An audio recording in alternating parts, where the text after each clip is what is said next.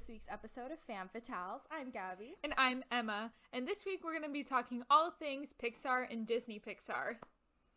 That's right. And we're going to be discussing the Pixar theory and the animation filmmaking journey of Pixar Studios. Shall we get started?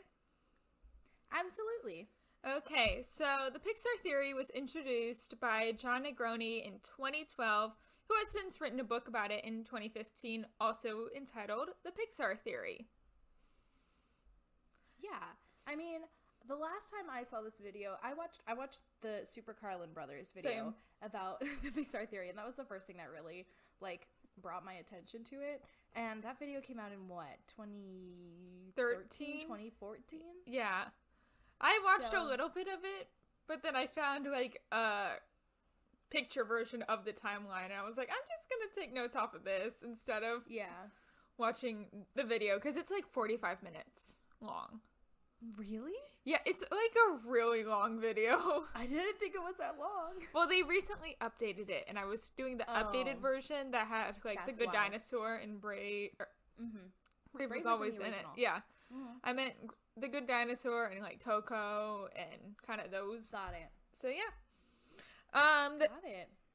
John Negroni, in his little picture infographic, he split it up into two parts. Part 1 starting with the Good Dinosaur and ending with Inside Out, and then part 2 starting with Coco and ending with the Monsters Inc. franchise with the Boo is the Witch epilogue.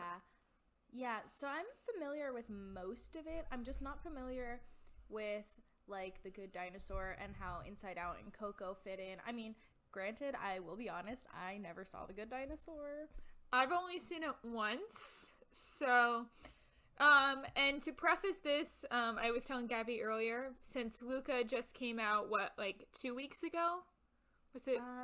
Yeah, 2 weeks ago. Somewhere in there, 2 weeks ago, we couldn't find any existing Pixar theory fitting Luca into it videos with, I think the Super Carlin Brothers did one, but I found it way too late. Yeah.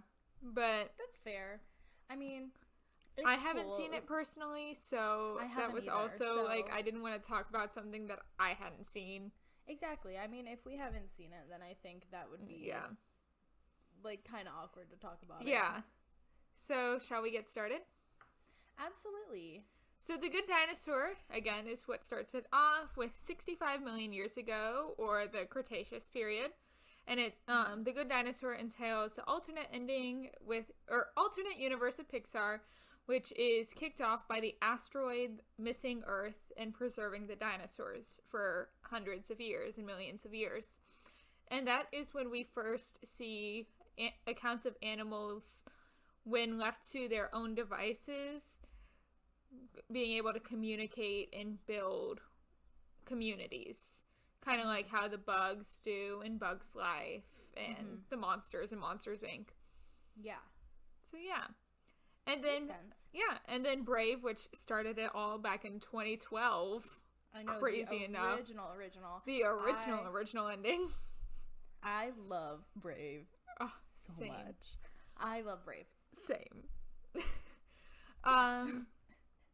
And that is how magic is introduced to the world with the witch, and it has the power to bring inanimate objects to life, turn humans into animals, and create portals between wooden doors. Exactly. That sounds kind of familiar.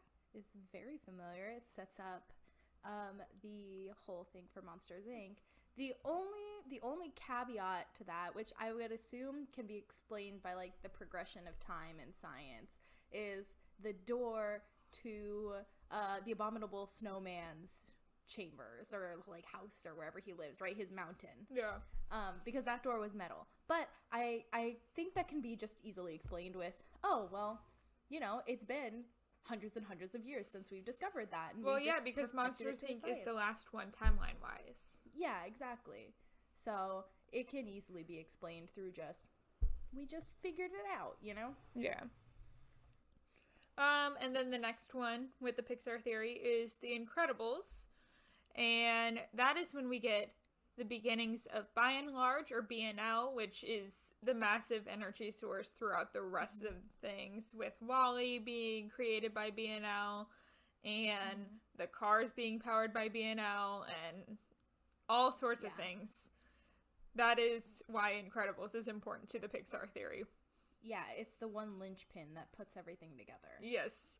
And then Toy Story, BNL has gone into and Toy Story 2, BNL has gotten into the toy business, and through the plan to harvest human energy, the toys are conducting power and feeding off of the raw emotions of children, so much so that they come alive and pursue an eternal obsession with making their owners happy, even when separated. Who does that sound like then? Is that Woody I hear? Yes. The next one on the timeline is Finding Nemo and Finding Dory, which is when we see animals continuing to develop the intelligence parallel to humans, and we see through Dory through sheer exposure to humans speeds up this process as she grows up in captivity surrounded by humans, and as a result can read and learn other languages like whale. Yeah, I mean, she does a good job. She tries real hard. She tries. I mean, who doesn't love Dory, right? I love Dory. Yeah. So the next one is going to be Ratatouille, which takes place in 2007. Which I think is the year it came out. It is the year it came out. Okay. I have it on my thing. Don't even worry. Oh, okay. Yeah. So basically, continuing the line of animals becoming smarter and like obsessed with humans, Remy the rat becomes so like engulfed in like human culture and society that he like eventually gets better than like a lot of humans and becomes like a super famous chef, like the best chef in France, and like who knows, I mean, he could be the best chef in the world. Yeah. Nobody even knows. I mean, he could. Who knows? Yeah. So then also in 2007 is Toy Story 3. So they're happening, I don't know if they're happening simultaneously. I don't or like, either. They're happening at similar time frames, probably different times, but similar times. Toy Story 3 takes place 11 years after Toy Story 2, and let's see, there's like a lot of references from the earlier films that are like Easter eggs in Toy Story 3. Like we have Darla from Finding Nemo, she's on the cover of a magazine. And then Boo from Monsters, Inc. is seen as an older child.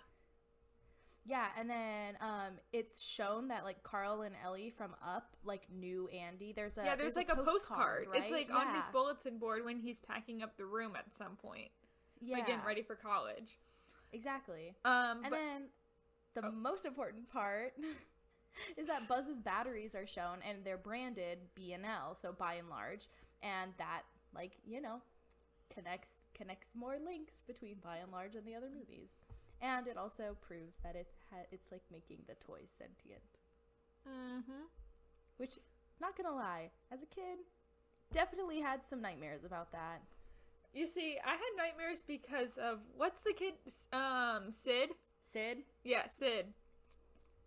Yeah, he caused some nightmares growing up. The like weird like bug thing that had like the 8 legs, like the metal legs, Yes, and the and bug the baby face head. and the baby head. Yeah. Yes. I know No. exactly what you're talking about. Yes. I saw somewhere that that like it totally went over our heads as kids, but he had a plastic fishing pole and 2 Barbie legs, and people were like, it's a hooker. For those of you who are just listening to this episode, Emma almost just spit out her mozzarella stick. Yeah, so people saw like, oh, fishing pole on legs. Oh, it's a hooker. I know, it's crazy, right? So the next one also takes place in 2007, which is gonna be Up. One of the great ones. One of the saddest like first 10 minutes of any movie ever. I have a really cute memory that ties to Up, though. My high school, we would do like homecoming parades, and one year the homecoming theme was Hollywood. So that whole parade route was like, or the parade floats were based on different movies. Oh, that's cute. And we had this substitute couple that everyone loved, and they dressed up as Ellie and Carl. No, together. That's really cute. Yeah, it was like so cute. That's really cute. Yeah. So yeah. Up is next, and it like really continues, and we really see like the true potential of animals through the collars that Charles, what's his last name, Munch? Beats me. You have a better guess than I do. I think that's his last name. I just saw this movie not too long ago. I'm pretty sure his last name is Munch.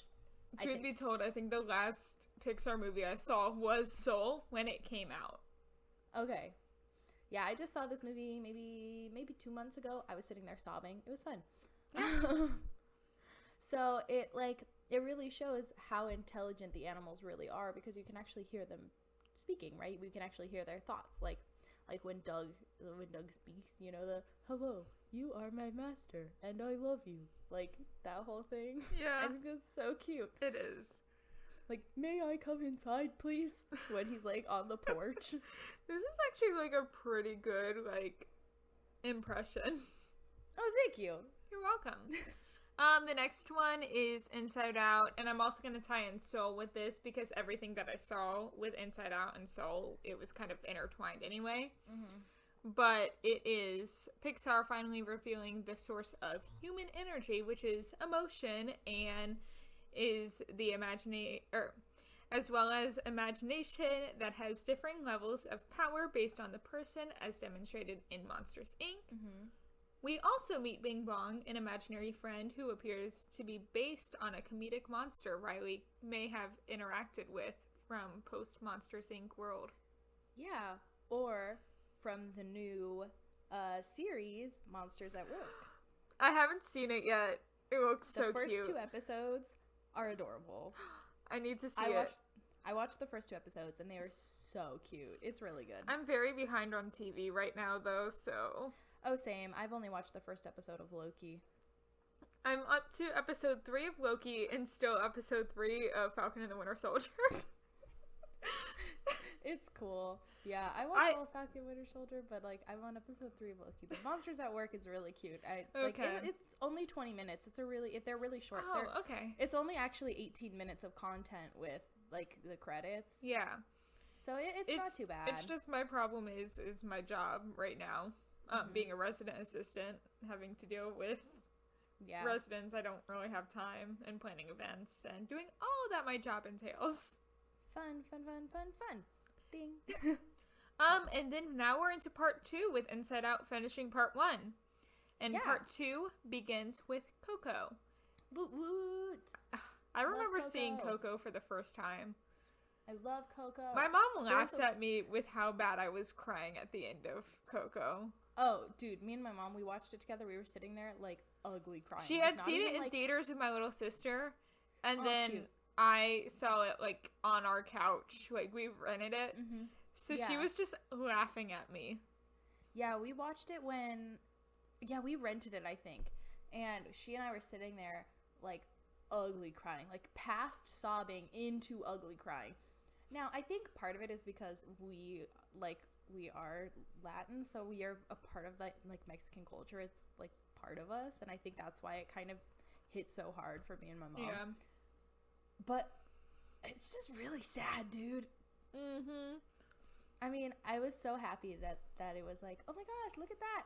I understand that. I know what that is. And they'd be, like, saying things in Spanish, and I'd be like, hey, I know what that means, or I get that reference, you know? It was just kind of fun. Yeah. And Coco, it shows possible hints of how human energy transfers itself in the afterlife through music and the emotion it provokes, as well as there may be clues hinting at the connection between the corporeal spirits and the wisps from Brave. Yeah, for sure. I mean, the wisps are all supposed to be, like, ancestors, right? They're supposed according to be the spirits to of ancestors. Yeah, that culture, the wisps are the ancestors. And we even see it in the movie with, why did I do this? I don't remember the bear guy's name. Mordu. Thank you. The only reason I know is because I almost said Montague, but I... Is there Capulets nearby? No, the only reason I remember his name is because it's like one of those things that you say from Brave and like the accent, like the super Mordu. accent. Yeah, the Mordu. Like, just super fun. Yeah. So, anyway. Anyway, next we would have the WALL-E prologue, which shows that by 2057, BNL has taken over the entire world and its governments, as revealed in WALL-E, which leads to a ravaging of Earth's resources due to overpopulation. Mm-hmm. Yeah, and then because of the overpopulation... Wait, that comes later. We'll get to that in a minute. Yeah. But now with, like, the humans gone... So we're going to Cars 2 and Cars 3. Yep. So now with the humans gone, the machines are left to rule the world unchecked. As we see in WALL-E, you know, at the beginning... Or after the, like, little prologue thing. When we have all of the you know, all of the other different WALL-Es running around and all the other robots and buildings and all that stuff. So, like, following the rules of Toy Story, cars are owned by humans who love them, they come to life, and they find a new purpose. And then without the humans around, they, like, resume the roles of their previous owners and carry on with human tradition as, like, the planet, starts to heal. But, as revealed in Cars 2, there's not enough fuel to go around, let alone human emotion to power them, so the cars eventually die out as well. Yeah. And Sadly. then... Yeah, sadly. And now we get to WALL-E, where, like, Operation Cleanup ended, but BNL evacuated before one city was finished. The last WALL-E unit is still cleaning up things and has survived this long due to being solar-powered and his obsession with human trinkets, which... And movies. Yes. Right? He watches Singing in the Rain. Yeah, he and does. It's so cute. I love WALL-E. Ugh. Oh my gosh, I love it too. I need to watch it again. I have a painting in my room that I painted of like 3 different scenes from WALL-E, and the first one is of him holding the boot. The second one is of him when like Eve, when he has the like string of lights tied around Eve and they're like sitting watching the sunset, and it's like got all the trash behind them. Yeah. And then the last one is when they're in space and he's using the fire extinguisher. And, like, the fire extinguisher makes, like, a heart around her, like, the poop That's from so the fire cute. extinguisher. Yeah. Yeah, it's really cute. I'll have to send you a picture. Yeah, or, you will. In editing, insert picture here. Ta-da! Cool. And we'll post it to our Instagram, so those of you who are audio listeners will be able to... You'll be able to see it, too. Or see it. Yeah. What did I say? Watch it. You know, it's our first time having, like, a actual video. It's okay, yeah. I'm kind of like, ooh, what do I do? Oh, is it okay that you can see, like, the glare of the laptop and my glasses? No, I'm just, like, moving around a whole bunch. Yeah, same. Trying to be interesting instead of just sitting here like I normally do. But then later he helps an Eve unit bring a Starliner back to a restored Earth so humans can repopulate and start over. Which leads us into the Axiom. Axiom. Yep. Axiom. Because that ties in another Pixar movie. Is the Axiom. The Axiom is important. Yes. Yes. It actually ties in my favorite Pixar movie. So. Oh, interesting. We'll see which one it is. Yes. So, the next is going to be A Bug's Life. So after nearly a century of repopulation, human emotion and energy has returned to spark the world enough to prompt insects and birds to start rebuilding their own societies and to start repurposing small leftover human artifacts as cities. Now, bugs don't seem to care much about humans, and they prove to be a lot smarter than other animals, likely because they've survived the Cars era as shown through the cockroach in WALL-E. I always wanted to name him. I always thought he had a name. I always felt like it was like his name was Doug or something. I wish. I mean, like, he seems like he would be like a Doug, but there's already Doug the dog, so yeah, who knows? Whatever. Who knows? He needs a name. Yeah. So, if you're listening to this, go to our Instagram. There is going to be a poll. Let us know what you think the name of the cockroach in WALL-E should be. Yes. We'll save it to our highlights. Yeah. So let us know what the name of the cockroach in WALL-E should be. Yes. So, unlike more primal birds, bugs are inventing things and they're putting on circuses and they're developing like an interconnected civilization of their own. So, like, they're just like humans, but bugs. Mm-hmm. You know? Yep. Speaking of bugs, I'm really sad that we don't have Bugs Land anymore in California Adventure. I miss it so much. Had what is it? The Honey, I Shrunk the Kids. That's what we had instead of Bugs Land. Yeah, we had Bugs Land, and it was really cute, and it was full of like kiddie rides, which was. But we still. Ours was a playground. Oh. Yeah, ours had what was it? It had. But it was also not Bugs Life. We still have a Bugs Life thing. Like, Bugs Life isn't taken out of Disney World. Oh, we don't have Bugs Life at all. It's in the Tree of Life, and there's, like, a little show, and it's, like, in the Tree of Life in Animal Kingdom. Oh, that's and that cool. show creeped me out as a kid, and still kind of does. I avoid that show. Because they, like, make the seats, like, make it feel like bugs are crawling on it multiple times during the show, and it's just like, no. Yeah, I don't know if I like I also was like deathly afraid of what's the Hopper? Yeah. As a kid, because my elementary school, that was like their favorite movie to play like on a rainy day was Bugs Life. No. It was that or Nemo. It was always one of those two. Ours was Nemo. We had Nemo. And then like the winter holidays, it was Charlie Brown Christmas was ours. No, ours was the Santa Paws. Have you seen those? We also did the Buddies movies a lot. We didn't do the Buddies movies. We did the Santa Paws movies a lot. I didn't see that one. Or the Paws movies. The other one that we did a lot was Charlie Brown, but it was the Thanksgiving, the Great Pumpkin. Yes, Charlie Brown's. Yes, Thanksgiving and Great Pumpkin too. Yeah. Anyway, back to moving on. The next one is Monsters Inc. After Bugs Life, and in the Monsters Inc. DVD, there's a myth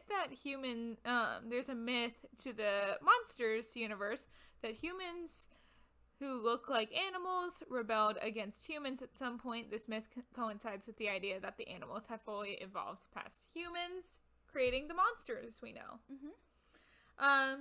And that happened before Monsters, way before Monsters. Oh, University, yeah. Right. Yeah. Way before. This is like prequel to Monsters University. But the monsters are still reliant on human emotion as power, and we see them harvesting it like through fear in the beginning, and then through happiness and through the comedy by the end, and using the doors as portals through time.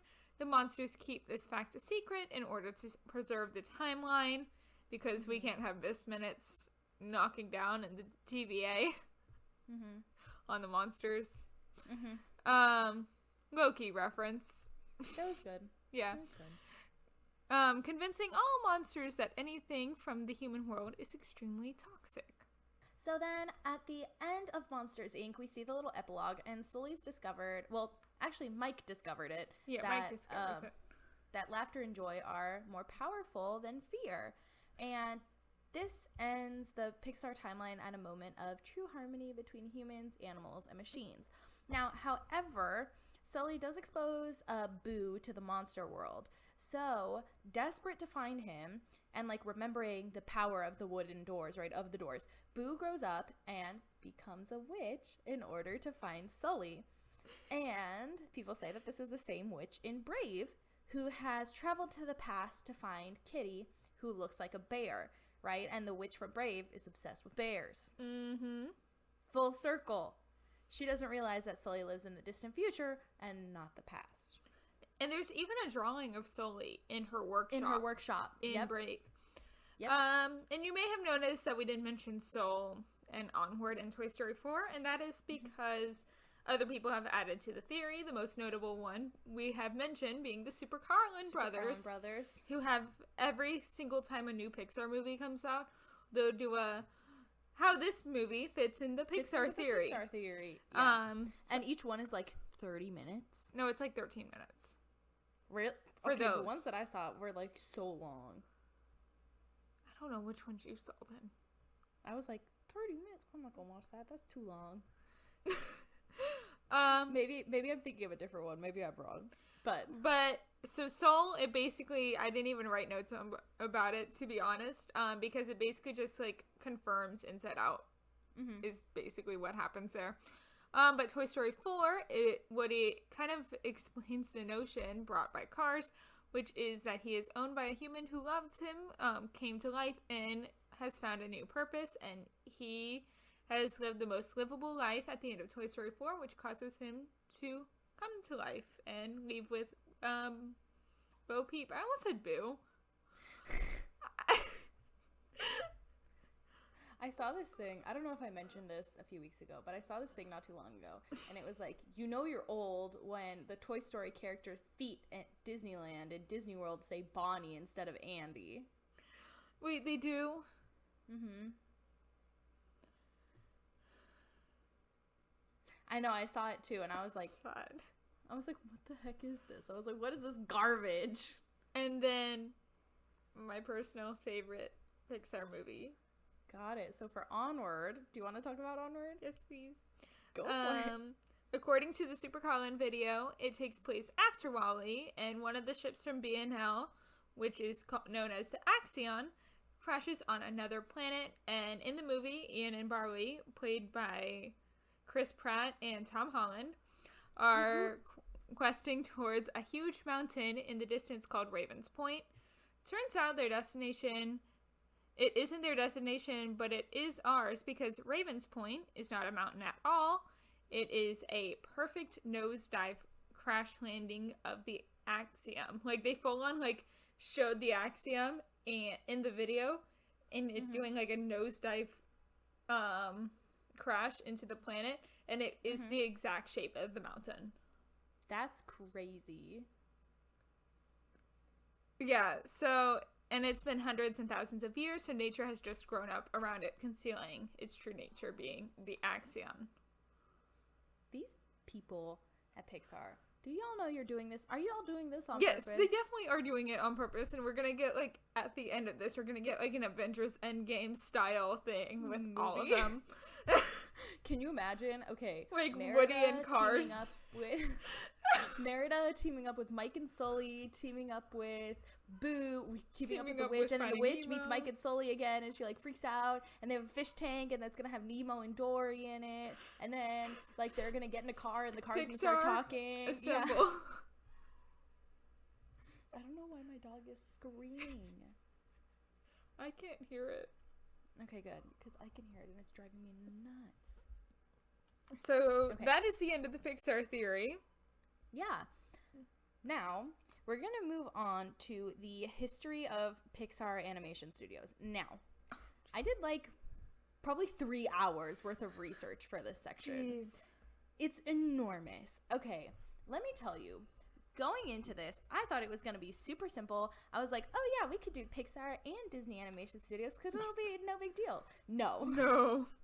Dude, because I was going to start writing Disney notes, and it was already getting really long. Like, we're going to have to do our own, like, separate one. We're going to have to Disney. do a whole separate Disney animation episode, because just Pixar alone has a crazy history. And it's only been around since, what, the 70s? 1974. Wow. Yeah. Now take that times 2. That's Disney. Now. True, because it was like 1920s when Snow White came out?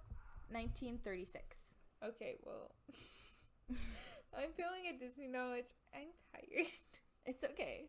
And it's Bad Batch night, so I'm staying up until Bad Batch airs. Ugh.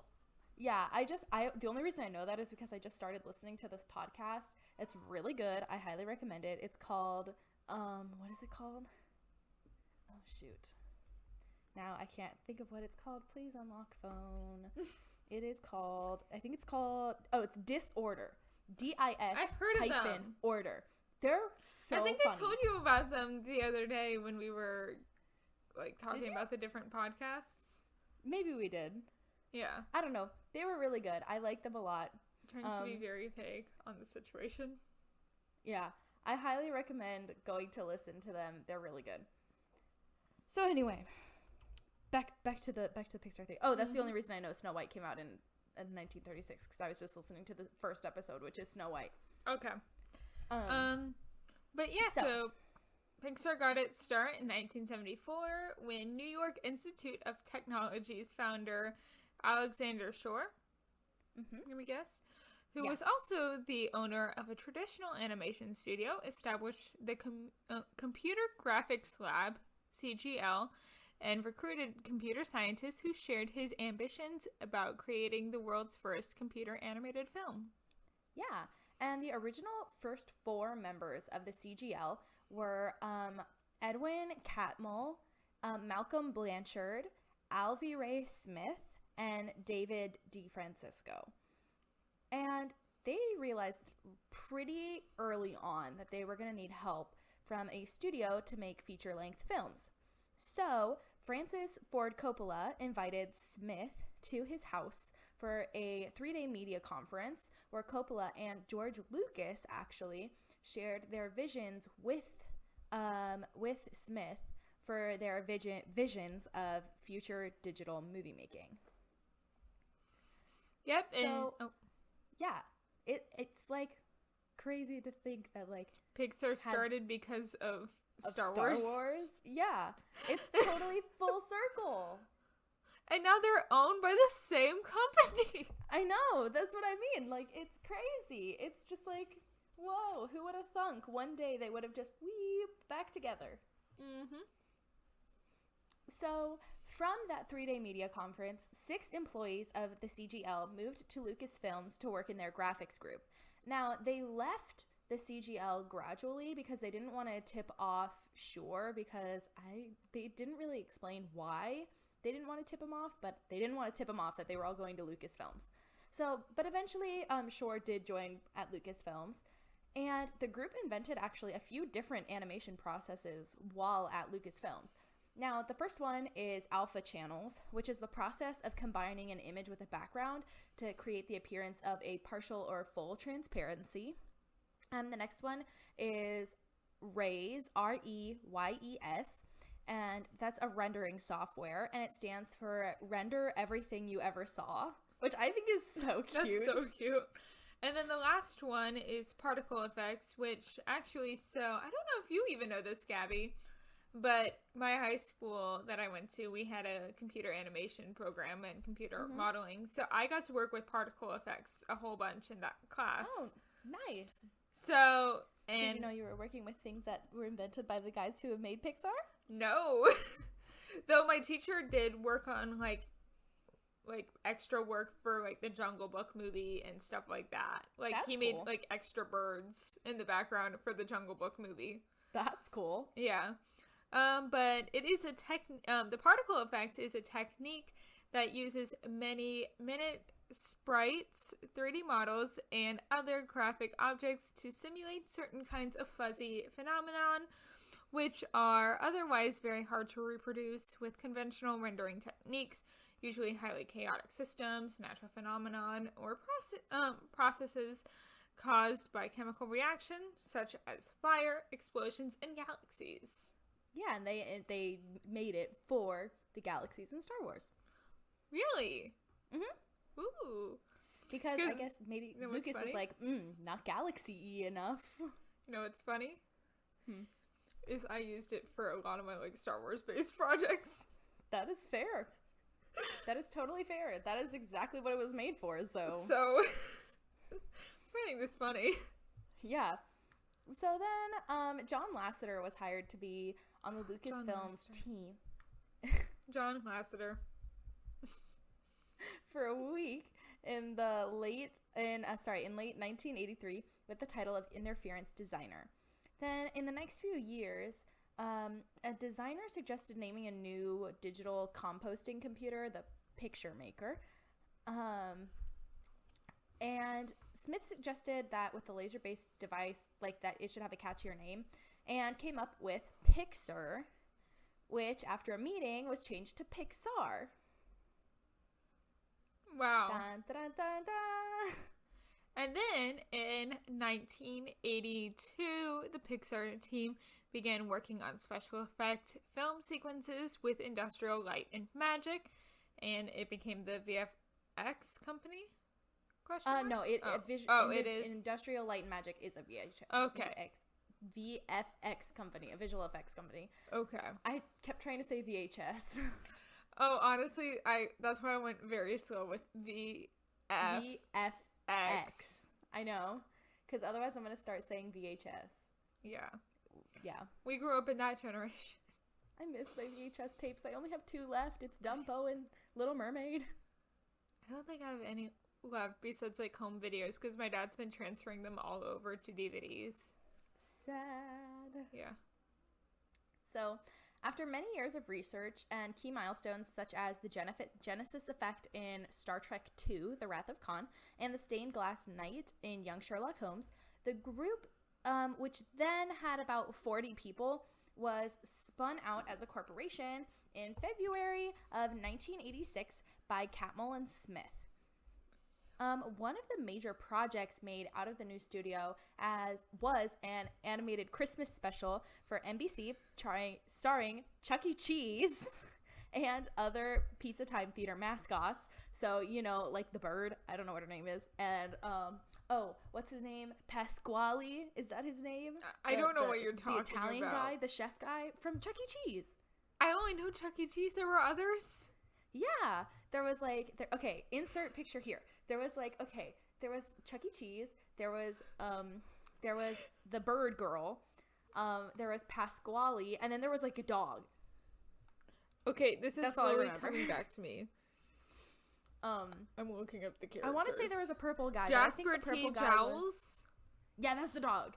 Mr. Munch is the purple guy. The purple guy, yes. Okay, Helen Henny. That's the bird. Yep. And then Pasquale. Yeah. The only reason I remember that is because there's an episode of Food Theorists where they figure out that Chuck E. Cheese is selling pizza under a different name, but it's still Chuck E. Cheese pizza. Yeah. The one thing I was gonna say is it sounds like a bad movie, kind of like the holiday special. The original Star Wars holiday special. What it is, yeah. Okay, so it's like on the same level because I was like, I've never heard of this. Yeah, it was known as the Chuck E. Cheese, the Christmas that almost wasn't. That's what it was called. Okay, so basically the holiday special, but for Chuck E. Cheese. Yep. So, and then after that, after they made the special, PTT, which is Pizza Time Theaters, the company that owned Chuck E. Cheese, they had an animation program called Cadaverscope, and that's what Pixar people used to help animate this film. And they actually sold it to Lucas to keep PTT afloat in 1983. They also had like a different video game side of things, and they sold that to Bally Games, which is a slot machine company. So basically all of their machines are now owned by Bally Games. That's so weird. I didn't know all this. Yeah, they're owned by a slot machine company, which also makes sense why, like, now the games are a little bit more rigged. True. Than they were when they originally, when they originally opened in, like, the 80s and stuff. Well, are there still Chuck E. Cheese's around for you? Yeah, there's, like, 3. Okay, there's only one that's, like, really left that I know about, and it's where my college is. Oh, we should go. Yeah. Let's go. I mean, there's a few. When you come and visit me sometime. Yeah, there's one in Mira Mesa, and then there's one in Yuma, Arizona. The only reason I know that is because we drive through there to go to our river house. Yeah. There's one in Yuma, Arizona. They're still open. I went pee there one time. I desperately had to pee, and they were the only thing that was open. This was still during COVID, by the way. They were, like, the only thing that was open. So I was like, please. Why was an arcade open? I don't even know, dude.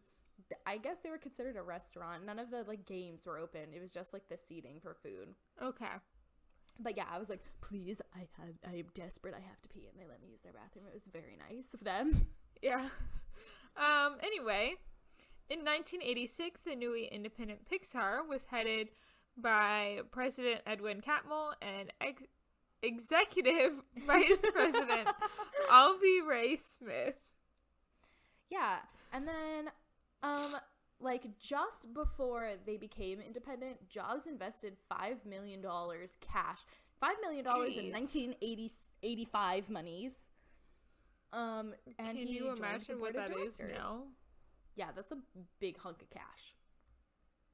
But yeah, and he joined the board of directors as chairman. And while at Lucasfilm still in 1985, I know I'm going back a little bit, but it's just because this ties into what happens afterwards. So in 1985, while still at Lucasfilms, they made a deal with a Japanese publisher, Shakugan, to make a computer animated movie called Monkey, based on the Monkey King. And the project continued. What's the Monkey King? I have no idea. I'm assuming it's something along the lines of Donkey Kong or Godzilla or King Kong, but I have no idea. But the project continued some time after they became a separate company in 1986. But it soon became clear once they became a separate company that the technology wasn't really sufficiently advanced to continue on the project, and the computers weren't powerful enough, and the budget would be too crazy high, so they focused on the computer hardware business for years until a computer animated feature became more feasible according to Moore's law. Now, really quickly, Moore's law is the observation that the number of transistors in a dense integrated circuit, IC, doubles about every 2 years. So it's more of an observation and a projection of historical trends rather than a law of physics, and it's an empirical relationship linked to gains from experience in production. I know that was a lot of big words. Basically, it means that it's a prediction chart that basically says the more experience we get in a certain thing, the more gains we will have, and it comes in cycles of 2 years. Yeah. That's basically what it means. So I looked up what Monkey Kong was. Monkey King? Or Monkey King. Yeah, that's what I meant. And it's about a Chinese monk from centuries ago, like 602. Oh. And it was about his 17-year journey to bring Buddhist teachings from India to China. Interesting. That's who Monkey King is. That's not at all what I thought it was. No, I was like, I want to look this up. I definitely thought it was like Donkey Kong. Not gonna lie. So, at the time, Walt Disney Studios was interested and eventually bought and used the Pixar image computer and custom software written by Pixar as part of its computer animation production system, or CAPS project, to migrate the super labor intensive ink and paint part of the 2D animation process and make it more automated. And the company's first feature film to be released using this new animation method was The Black Cauldron. Wow. When did The Black Cauldron come out? Because I'm pretty sure they used a little bit of that during Hercules. It came out in... 85. Yeah. And then Hercules came out in 97. Because, what is it? The one beast that Hercules fights, saving Pain and Panic disguised as kids in Thebes. It's the same as when Arthur is fighting the dragon. Yeah. Yeah. They're all... well, no, it's computer animation. The beast that he's fighting during that. Oh, yeah. But it's the same vibe. It's the same, sequence. Yeah. You know how they reused the animation from Snow White in Robin Hood and Aristocats? Yeah, which we should definitely talk talk when we talk about Disney's history. Oh, for sure. They had it in the 70s, they were dirt poor. They had in terms of production company poor, not people poor, but in terms of production companies, they had no money, no budget for anything. Yeah. So anyway, Jobs, who was the major shareholder, majority shareholder, he said, let's take the computer system mainstream and sell it to the general market. But the computer had really bad sales, and that actually threatened to end the company because of the intense financial losses. Now, Jobs increased his investment again in exchange for increased stake. And he reduced the proportion of management and employee ownership until eventually his total investment of $50 million gave him control of the entire company. $50 million. And he was now a majority shareholder. He was now like the highest shareholder. He owned the company. Wow. I did not know that Steve Jobs had any stake in Pixar until like today. I think I knew about it, but not to the extent. I thought he was just like on the board. Yeah, no, I didn't know that until today. And now I'm like, dang, he was a smart guy. My mom and I were talking about this. And she was like, yeah, it's such a shame he was taken from us so early. And I said, no, that was on purpose. Somebody upstairs said, no, he's too smart. We can't have him down here. We're not ready for that. Oh my gosh. And then in April 1990, Pixar sold its hardware division, including all proprietary. I'm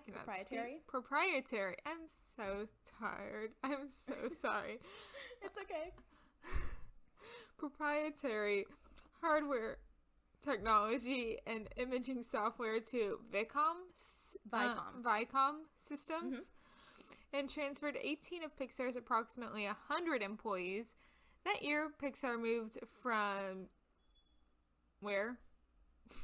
San Rafael to Richmond, California. Pixar released some of its software tools on the open market for Macintosh and Windows systems. Yeah, so those would be like the discs that you would go buy and then download onto your Mac or your Windows computer. Oh, yeah. Do you remember that when you had to buy like discs of software? Oh, I do. Oh my gosh, I remember. And we're the same age. Microsoft Office. Like, I think it was Microsoft Office. Don't quote me, but I think it was like 6 or 7. Okay, I remember Microsoft with the DVDs. Yeah, where you had to get the little CDs and put them in your computer. And put them in the computer to get the software. Yeah, it was like that. That's what they were. Oh. So, yeah. So, as 1991 began, there was a layoff of 30 employees in the company's computer hardware department, including the company's president, Chuck Kolstad. And this reduced the total number of employees to just 42, which was about its original number. So they went from 100 employees to 42 employees. Jeez. So during this time, actually, Pixar made a historic $26 million deal with Disney to produce 3 computer animated feature films, the first of which was Toy Story, and the product of the technological limitations that challenged CGI. Yeah. And Toy Story grossed more than $373 million worldwide. And when Pixar held its initial public offering on November 29th, 1995, it exceeded Netscape's as the biggest IPO of the year. In its first half hour of trading, Pixar stock shot from $22 to $45, delaying trading because of unmatched buy orders. Shares climbed to about $49 US and closed the day at $39. Yeah, which is like crazy unheard of. Again, remember, this is like 1995 money, which isn't like much bigger, but still, 1995 money, $22 to $45 is huge. Yeah. Yeah. So then during the 90s and 2000s, Pixar gradually developed something called the Pixar Brain Trust, and this was the studio's primary creative development process. All of the directors and writers would lead storyboard artists regularly would examine each other's projects and give out like notes and, you know, just like work with each other. And it was like a peer review system rather than like an executive review system, which is what's been done for hundreds of years before that. Well, not hundreds, but like since movies started, it was like executives reviewing the films. Whereas with Pixar, it's peer reviewed, which I think is really cool. Yeah. And because of the Pixar Brain Trust, that led to a much more like communal feel, and like everybody felt like, you know, we can be open with each other, and the notes were often a lot more like candid, and they weren't so, you know, like stuffy and we need to do this because of the money, you know. It was, we need to do this because this makes it a better story. Yeah. Pixar and Disney had disagreements over the production of Toy Story 2, originally intended to straight-to-video release. and thus not part of Pixar's 3-picture deal. The film was eventually upgraded to a theatrical release during production. Pixar demanded that the film then be counted toward the 3-picture agreement, but Disney refused. That, though profitable for both, Pixar later complained that the agreement was not equitable. Equitable? Yeah, I am reading these words for the first time while recording. It's okay. I've read these 4 or 5 times. Pixar was responsible for creation and production, while Disney handled marketing and distribution.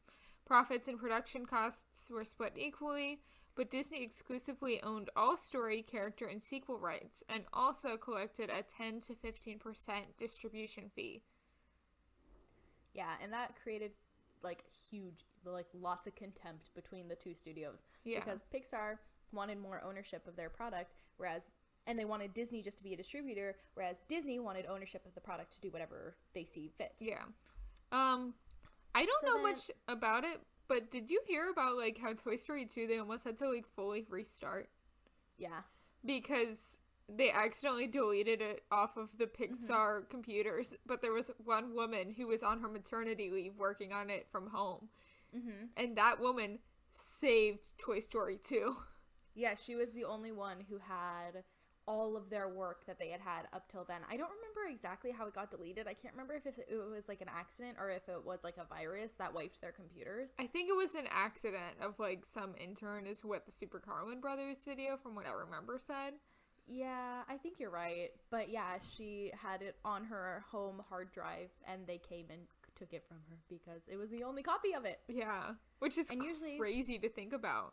Yeah, usually when studios are working on big feature-length films that are all animated, especially computer-animated ones, they have multiple hard drives and multiple copies, and they back it up every single, hour to make sure that their stuff gets more saved. than that, because my computers, or my animation class I took in high school, my computer animation, it was every 10 minutes, hit save, because we learned the Toy Story 2 thing that happened. Yeah. That taught us to save our projects. Mm-hmm. I mean, I'm sure in the animation community, there's probably a joke where they're like, "Oh, you don't want to pull a Toy Story 2." Probably. I would believe it. Yeah. I'd believe it too. So eventually, the two companies attempted to reach a new agreement. For 10 months, they tried to reach a new agreement. They ended up failing in January of 2004. And the new deal would only be for distribution, as Pixar intended to control production and own the resulting story, character, and sequel rights, while Disney would own the right of first refusal to distribute any sequels. So if Pixar was like, we want to make a sequel, Disney could be like, no, we're good, and then they could go on and do it somewhere else. Pixar also wanted to finance its own films and collect 100% profit, paying Disney only the 10 to 15% distribution fee. More importantly, as part of any distribution agreement with Disney, Pixar demanded control over films already in production under the old agreement, which included The Incredibles and Cars. Now, Disney considered these conditions unacceptable, but Pixar, they were standing firm. They were not going to give up. So, disagreements between Steve Jobs and Disney chairman and CEO Michael Eisner made negotiations even more difficult than they otherwise might have been. They broke down completely in mid-2004, with Disney forming Circle 7 Animation and Jobs declaring that Pixar was actively seeking partners other than Disney. So that's a pretty huge deal that from the beginning they always worked with Disney, and now they're saying, we don't want to work with Disney anymore, we're seeking somebody else. So then negotiations resumed following the departure of Eisner from Disney in September of 2005. In January of 2006, Disney ultimately agreed to buy Pixar for approximately $7.4 billion. That is billion with a B. $billion. Which Team Star Kid parodies in Twisted.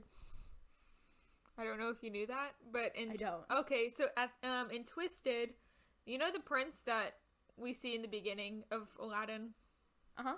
So they label him as the Prince of Pixar. And the whole thing is about the arguments between Pixar and Disney is the kingdom is what they're having to deal with, and they're about to go to war with the land of Pixar.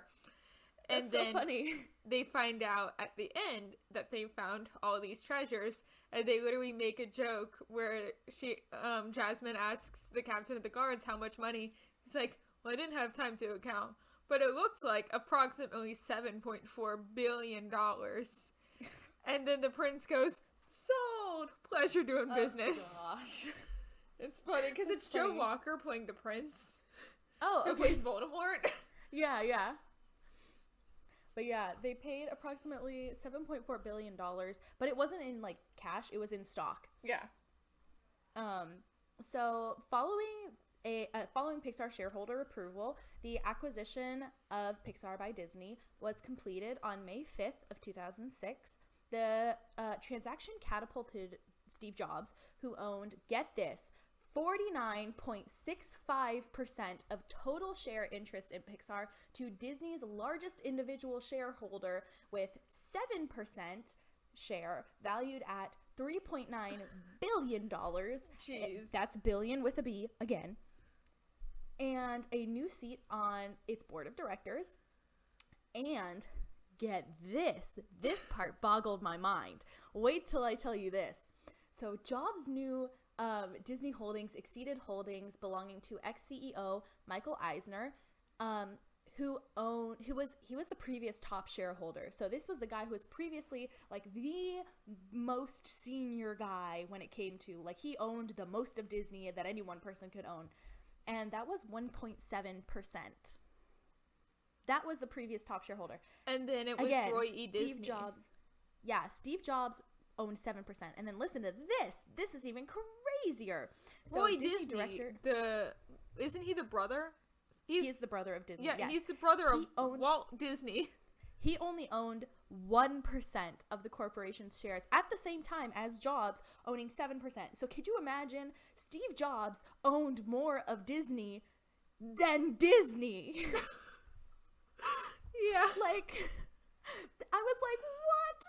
When I read that, I could not stop laughing. I thought that was the craziest thing. I don't know, because I watch a lot of the Disney what are they, documentaries on Disney Plus, and it kind of shows that like Roy liked to take more of the director's side than like the businessy side after Walt's passing. He was the director emeritus. I don't know how to say it. I don't know how to. Emeritus? I don't know. That's But, why I avoided that word. Same. But like he was like basically the creative director for like everything. He was the director that everybody went to. He had to approve every project. You see him a lot in like especially Waking Sleeping Beauty, which is an amazing documentary. Go and watch that. Yeah, he's in the Imagineering project as well a lot. Yeah, that one's really good. But like he is a Disney. He is like, literally the brother of Walter Elias Disney. Disney, yeah, exactly. So yeah, that's crazy. Steve Jobs owned more of Disney than Disney did. So the reason for that actually is because Pixar shareholders received 2.3 shares of Disney common stock for each share of Pixar common stock. Huh. So for one share of Pixar stock, it was worth 2.3 shares of Disney stock. So, I mean, it makes sense that he gained stock, but like, that's a lot of stock. I was planning out after I read that in my head. I was like, okay, new life goal, slowly buy up shares of Disney stock until eventually I become the majority shareholder, and then it's party time. Can we do that as fan fatales? I don't think that's gonna happen, no. I don't think it could possibly ever happen. I mean, it would probably take hundreds of years and thousands of millions of dollars, but I was like, plan done. Yeah. So, as part of the agreement deal, John Lasseter, by then he was the executive vice president. He became the chief creative officer at Disney. And so he consulted with Robert Iger and Roy Disney. That was part of his deal, is he had to consult with them when it came to creative decisions. He was also the principal creative advisor at Walt Disney and Imagineering, which designs and builds the company's theme parks. And the positions that the guys at Pixar earned didn't necessarily mean a merger between the two companies, because Pixar was to remain a separate entity, and which it still does, because it's Disney Pixar. Exactly. Films created by both studios were to be titled a Disney Pixar movie, which it still is today, because they are technically not merged. Disney just owns them. They're not one company. It's not like oh gosh, what's like a example of a merger? I don't even know. I can't think of anything off the top of my head, but they didn't like absorb Pixar to become like, oh, Pixar is gonna be now this thing under Disney. It's not like they said, oh, Pixar is now Circle 7 Animation, right? It's not like they like pulled it into their little bubble and turned it into Disney. I mean, I'm trying to find companies that merge together. Here we go. There we go. Like Exxon and Mobil.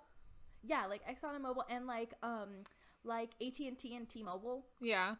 They're like one company, even though like you go to T-Mobile or you go to AT&T, it's still the same thing. It doesn't really matter. It's the same. Yeah. Or Verizon and Cricket.